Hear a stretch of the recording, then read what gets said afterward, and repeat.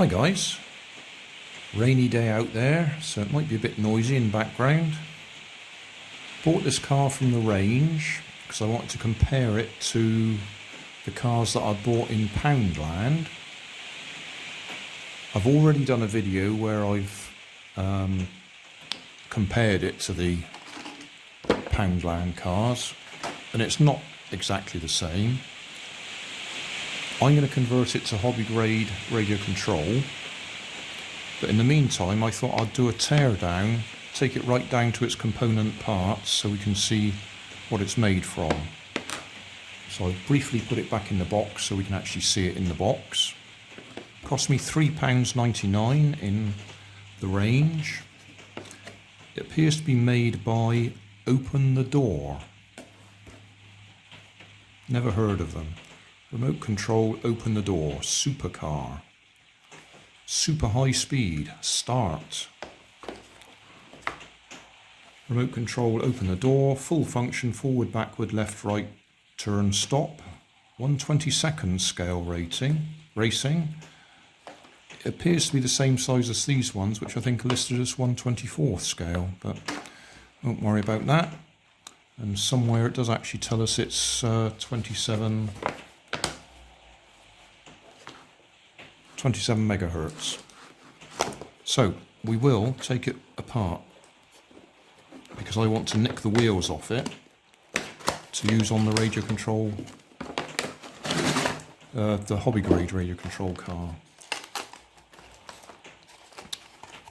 So standard control, forwards, backwards, left, right, although on the box it actually tells you the forwards and backwards is the left, right, and the left, right is the forward and reverse. That's wrong, this is right.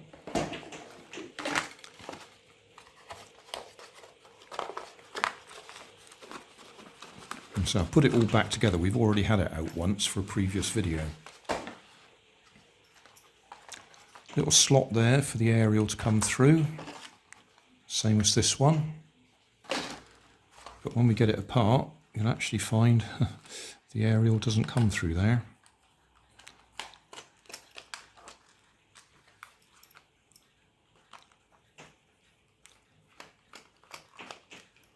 The main difference between this one and the Poundland ones, as far as I'm concerned, is the fact that these posts here don't line up with posts in there. So the radio control chassis that I made up, the hobby grade ones, don't fit here. They fit my Poundland ones, but they don't fit in here. So I've had to redesign that. That's a different video. So inside, you will have noticed the aerial is on the wrong side of the car. Yeah. That's our receiver. Drive motor, steering, toy grade, so it's either right or left. There's no proportional steering. Motor, which will be full on forwards, stopped, or full on backwards. Standard toy grade. The receiver is actually marked 27, 35, 40, 49, and in an ideal world they would have put a tick to tell you which one it was.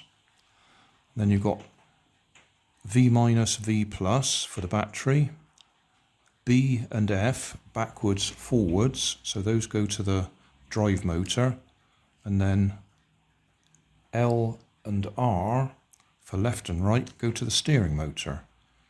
Then we got another couple of wires go down to the on-off switch, and obviously we've got the antenna here. This block here is the battery box. So the wire comes from the battery. Well, let's unscrew this. Right, so that's holding the aerial in place. And then we've got the same writing on the bottom here, right, left. I can't actually quite read that, but it's forwards and backwards. Then V+ for the battery, and V minus, the battery actually comes up. And that makes a change. They've actually got a red wire for the positive. Quite often they seem to have them wrong. So positive wire from the battery box goes to V plus, negative wire goes down to the switch and then goes down to the negative of the battery box. We have actually got batteries in there. So if I switch it on,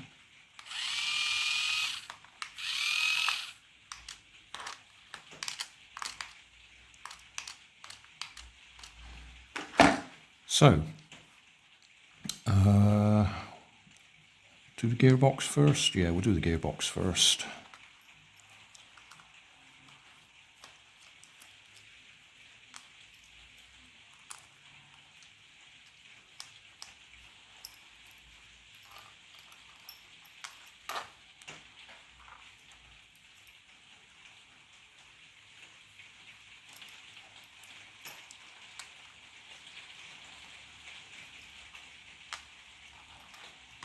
Let's just zoom in a little bit if we can. Check we're still focused. Yeah. So if we lift the cover off, motor pinion gear as I call that. Then, so the motor, the gear on the motor drives that gear. That smaller gear is attached to that gear. So we got small gear on the motor, goes to big gear, goes to small gear, goes to big gear. So we've got a fair bit of reduction there to give plenty of torque to the back wheels. But that's our gearbox finished. I am going to nick those wheels and tyres for the conversion, so I'll take them out for now. But I will put that one back in just to keep all the bits together so we don't lose them.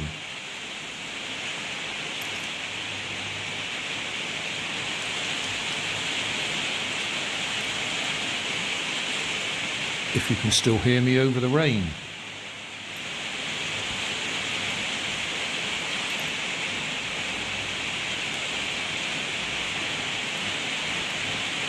So nice little gearbox. Then at this end, steering, it's all clipped together. Yeah, no screws holding it together, so we've got to get in there and lever these up somehow.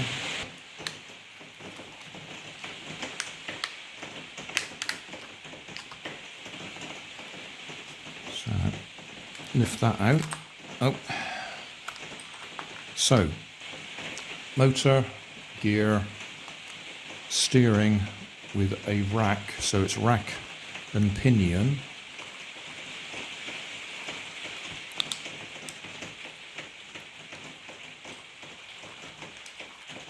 That would have been in there like that. That spring is the one for adjusting the centre position. If I just move the arrow on the other side, you can see that's going one side or the other. So that's the centre trim for the car. If that spring is missing, then there's nothing to bring your steering back to the centre. While that's there, the spring holds it in the middle. Lots of people seem to either lose that somehow or pull it out because they think it's stopping it working. I don't know why. So they pull it out. The spring's got nothing to hold it in the middle. So when you turn left, it stays left, and when you turn right, it stays right. You need that little white bit in there, that centre pin adjuster. If you've lost it, just jam a bit of plastic up there, anything, just to go in the middle to hold the spring in the middle. These bits, which one's which?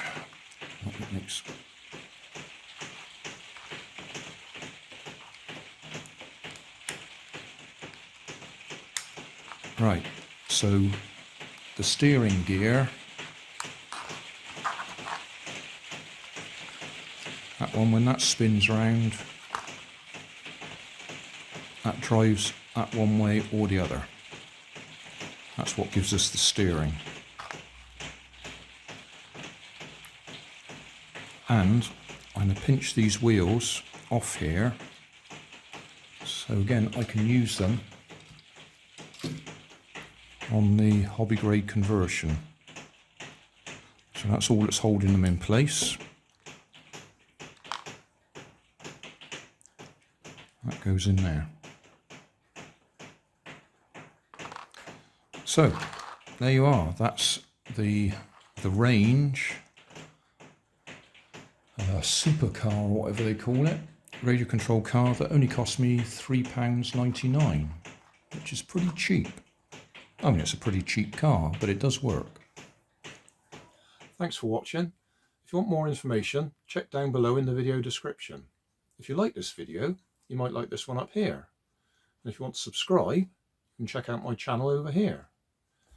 Up here is my latest video on my channel, and down here is a video playlist associated with the video you've just watched. Thanks again for watching.